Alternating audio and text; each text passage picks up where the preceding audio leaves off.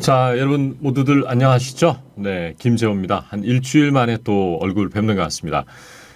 오늘은 화면에 보시는 바와 같이 코로나 시대에 꼭 알아둬야 될 필수 영어 표현들 이렇게 한번 제목을 정해봤고요. 어제 발표가 있었죠. 3차 재난지원금 관련된 내용도 있었는데 한시가 급하다. 이런 표현도 오늘 한번 픽업을 해보겠습니다. 오늘 뭐 코로나 관련해서 모든 표현을 공부하는 건 아니겠지만 앞으로 뭐 차근차근 이 코로나 정말 언제까지 갈지는 모르겠지만 차근차근 한번 보도록 하겠습니다. 자, 이제 화면을 한번 보시겠습니다. 자, 여러분 사회적 거리두기 관련 영어 표현을 살펴보겠다. 사회적 거리두기는 뭐 여러분 아시는 바와 같이 social distancing이라고 하죠. social distancing. 예, 거리를 두는 거죠. keep your distance 이런 거죠.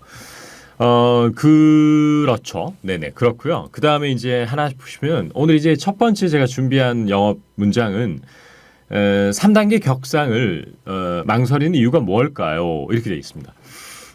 이제 공부를 한번 해볼게요. 3단계로 격상을 하는데 이제 좀 망설이는 이유가 뭘까요? 하면은 1차원적으로 생각하면은 이제 what is the reason? 이런 발상에 머물게 되겠지만 이제 영어를 아주 수준급으로 하는 사람은 어떻게 할까? 또 네이티브는 어떻게 할까? 교포분들은 어떻게 할까? 이걸 고민해보면 무엇이 그들로 하여금 망설이게 만드느냐 이 발상을 해줄 수 있어야 되기 때문에 그렇게 되면 이제 이렇게 what이라고 문장이 시작되는 습관이 들리겠죠. 그러면 what is blah blah 이렇게 되겠죠. 문형은 그런 겁니다. what is 이렇게 나와요. 그럼 동사 선택이 되게 중요하다는 얘기인데 keeping이라는 동사를 쓰면 돼요. 우리 학교 다닐 때 배운 거 기억나시겠습니까? keep somebody from ing 하면은 prevent, stop somebody from ing 이렇게 배운 기억은 나는데 내가 실제 영어를 구사할 때 그게 안 된단 말이죠. 그걸 못 이겨내기 때문에 영어가 어려운 것입니다. keep somebody from ing를 암기하는 건 누구나 할 수 있어요. 그리고 뭐 토익 공부할 때라든지 뭐 수능 공부할 때라든지 뭐 다 배웠습니다만은 그거를 coming up with 끄집어낼 수 있는가? 항상 이게 어렵기 때문에 영어 스피킹이 어려운 것이다. 자, 그러면 3단계 격상을 하다 할 때 이제 동사 공부도 expression wise한 측면에서 해봐야 되는데 이게 이제 쉽게 생각하면 이제 raise가 되겠어요. raise. 그다음에 조금 고급 동사를 쓰면은 이제 레벨 그러니까 여기에 있는 걸 한 단계 올리다. 엘리베이터 아시죠? 그 엘리베이터가 바로 elevate라는 층을 올리는 거. 밑에 있던 걸 lower position에 있는 걸 upper position에 올리는 걸 elevator라고 그래요. 그래서 raise나 elevator로 쓰시면 되겠지만 사실 본질적으로 이 문장에서 제가 하고자 하는 말은 문형입니다. 문형. 망설인다고 무조건 hesitant, reluctant 이렇게만 생각하지 말고 그걸 좀 이겨내시는 것도 중요하다. 그래서 무엇이 정부를 망설이게 하느냐라고 발상을 한다면 한국말을 치환을 하는 습관. 그러면은 what do you think is blah blah the government from raising social distancing to level 3 이렇게 되겠죠. 그러면 동사는 keeping이 됩니다. 자, 다시 한번 보시겠습니다. What is keeping the government from raising social distancing to level 3인데 삽입절로 do you think is가 들어간 거죠. do you think가 들어간 겁니다. 자, 이게 오늘 첫 번째 문장이고요. 두 번째는 뭐 가장 큰 이유는 뭐라고 할까? 영세 소상공인이나 뭐 자영업자들이 겪어야 될 피해가 아닐까요? 이렇게 돼 있습니다. 우리가 이제 한국 학습자들이 영어를 할 때 있어서 가장 큰 이유는 이런 게 머릿속에 떠오르면은 그냥 고민도 하지 않고 the biggest reason 이런 식으로 이제 내뱉고 마는데 그게 틀렸다라고 말하는 거는 또 문제가 있을지 모르겠지만 이제 좀 다양하게 써야 되지 않을까? 무엇보다도 또 다른 것도 있지만 그 어떤 것보다도 이렇게 생각을 해주면 그게 가장 큰 이유가 되는 거거든요. 그러니까 내 영어가 굉장히 단조롭다. 내가 했던 말만 또 한다라고 이제 이렇게 한탄하지 마시고 이제 그 영역을 넓혀가야 될 때입니다, 여러분. 자, 그러면 어떤 말인지 한번 고민해 보시고 자영업자들이 겪어야 될 피해다. 이 한국말이 제가 늘 말씀드리지만 포괄적 언어예요. 따라서 피해, 무슨 피해인지 구체적으로 밝히지 않습니다. 그러면 주로 경제적인 피해나 어려움이 많겠죠. financial한 거. 그런 걸 한번 생각해 보시고 자영업자라는 거를 원래 이제 여러분은 뭐 the self-employed라고 알고 있고 풀었으면은 work for oneself 이렇게 쓸 수 있는데 꼭 뭐 그런 specific한 단어 아니더라도 그냥 small business owners라든지 small businesses 이 정도 하셔도 뭐 아무 문제가 저는 없다고 봅니다. 자, 그럼 한번 보시면은 they는 정부겠죠. policy를 implementation 하는 주체고 they are worried about the economic impact on small businesses. 아니면 뭐 they are concerned about the financial impact나 뭐 tall이라는 TALL이라는 단어도 있고 아니면 뭐 financial 뭐 small business would have to go through 이렇게 go through라는 구동사를 개입시켜도 좋고 이렇게 그 다른 말로 풀어서 하는 연습은 우리 어퍼 인터미디엇을 지향하는 많은 학습자들에게는 굉장히 중요합니다. 많은 학습자요. 어퍼 인터미디엇이 그렇게 많나요? 지향하는 분들이? 제가 볼 때는 그렇지 않은 것 같은데 빨리 실력을 끌어올리셔야 됩니다. 자, 그러면 가장 큰 이유는 more than anything else라는 대안을 제가 오늘 제시해드리고 싶은 거죠. 뭐 more than anything else라든지 이런 표현은 사실 문장 뒤쪽에 와도 아주 감각적이고 세련되게 들리거든요. 그러니까 they are concerned about the economic impact on small businesses more than anything else 이렇게 읽어도 아주 좋거든요. 그러니까 이런 것들 이게 이제 결국 우리가 뭐 많이 배웠던 above all 뭐 이런 말하고 뉘앙스가 거의 비슷하게 들리죠. 이제 어쨌거나 저쨌거나 제가 하고 싶은 말은 가장 큰 이유는 이제는 무조건 the biggest reason 이렇게만 나오는 걸 조금 참아서 이제 좀 더 세련미 있게 나올 때가 된 것 같습니다. 그 다음에 정부가 3단계로 이제 올리는 거를 최후의 보루라고 생각한다. 그렇죠. 뭐 저도 많은 기사를 읽고 있습니다만은 이게 이제 어찌 보면 마지막 카드이기 때문에 이걸 썼을 때 여러 가지 어떤 그 문제가 좀 생길 수 있죠. 쓸 수 있는 카드도 많지 않고 뭐 여러 가지 어떤 그런 거죠. 그러니까 마지막 카드, 최후의 보루. 이렇게 좀 네거티브 캐노테이션이 있는 단어예요. 그 최후의 보루라고 하는 게 영어도 똑같습니다. 여러분 하다 안 되니까 또 다른 방법이 없으니까 이 선택밖에 없으니까 이거에 기대다. 이러면은 영어로 resort to라고 그래요. 그걸 resort to. 그러니까 폭력을 이제 행사하기까지 하네. 이럴 때 resort to violence 이런 것처럼. 그러니까 이걸 명사로도 resort라고 그러고 최후의 이런 것을 영어로는 마지막이라고 생각해 주셔야 돼요. 그러면 last resort 이렇게 되는 거죠.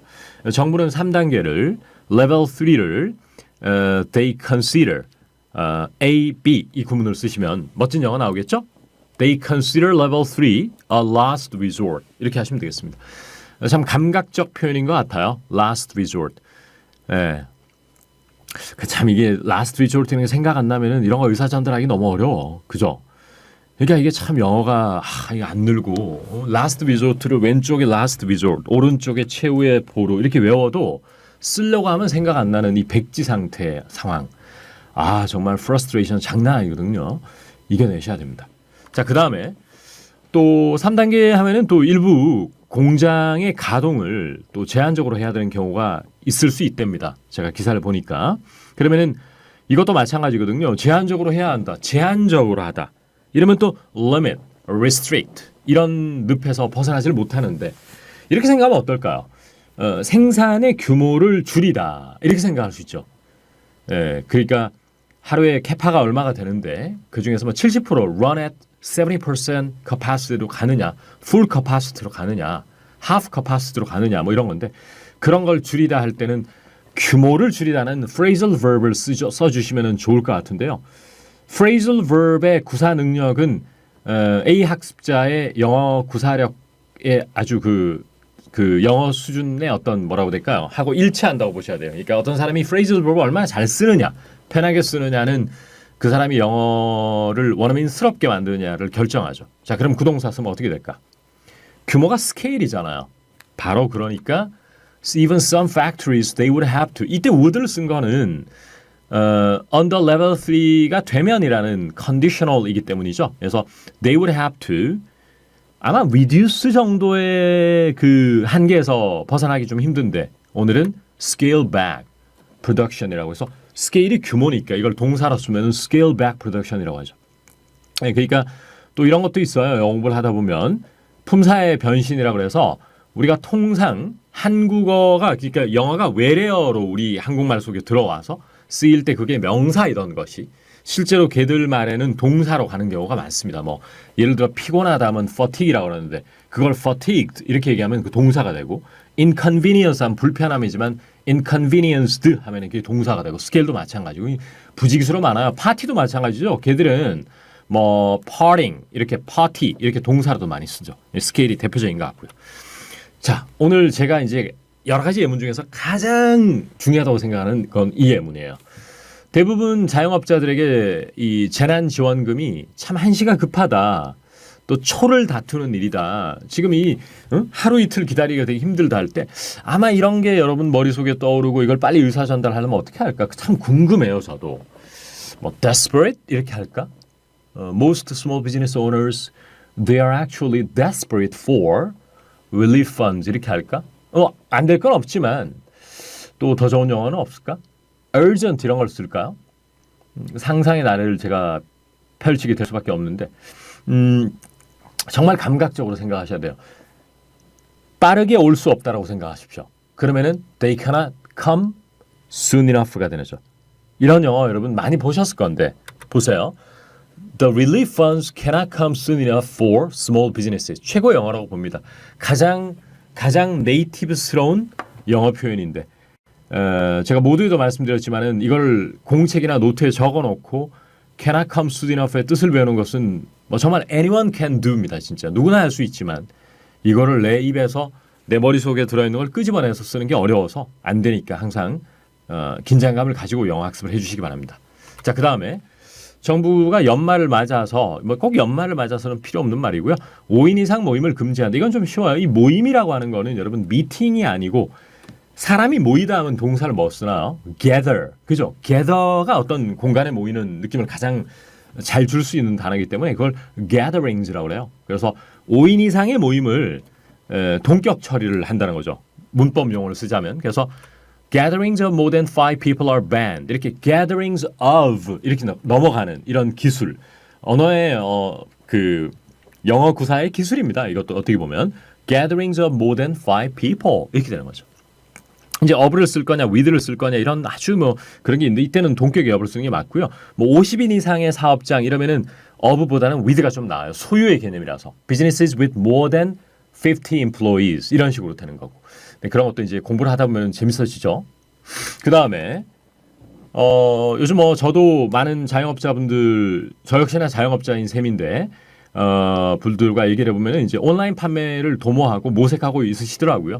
근데 이제 대부분 또 영세하게 이제 사업하시는 분들은 뭐부터 해야 될지 참 막막하다. 이 말을 또 네이티브들에게 이제 여러분이 하고자 하면 딴 거는 웬만큼 할 것 같은데요. 막막하다 이런 걸 자꾸 옮기려고 하는 순간 막히고 속도가 떨어지고 말이 잘 안 돼요. 그러니까 조금 자유롭게 플렉서블하게 생각할 수 있어야 됩니다.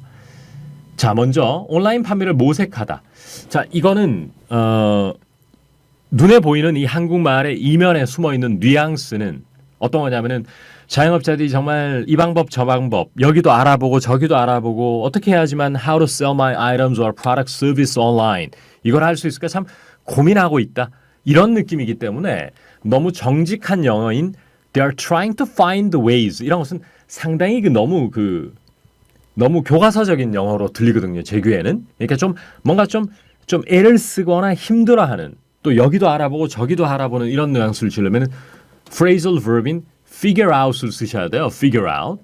그 다음에 대부분 영세업자들이 뭐부터 해야 될지 막막하다 이런 것도 막막하다고 해서 너무나 frustrated 자꾸 이렇게만 가지 마시고 그 영어에는 이제 내용어도 중요하지만 기능어를 얼마나 부드럽게 구사하는가가 여러분들의 영어를 굉장히 next level로 올려주는 역할을 한다고 저는 굉장히 믿고 있거든요. 그래서 they don't even know 이렇게만 가줘도 처리가 되게 쉬워집니다. 문장이. They don't even know 이렇게 하고 뭐부터 해야 될지 이런 것도 자꾸 what to do first 이렇게만 가지 말고 they don't even know the first step.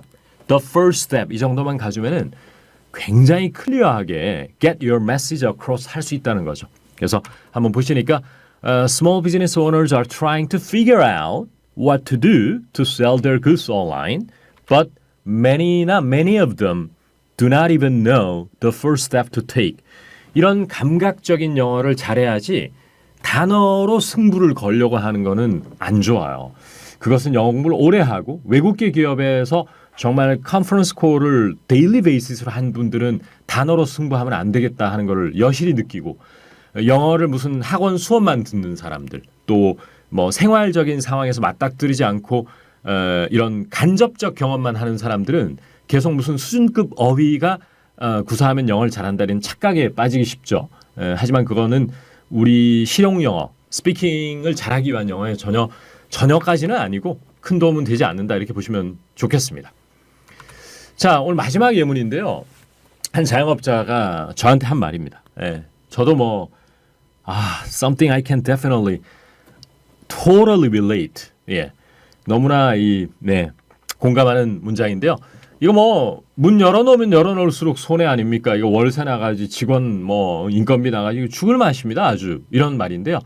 여러분 학교 다닐 때 이제 더 비교급이라는 걸 배웠지만 아직 한 번도 못 써먹어 본 분들 꽤 계시죠?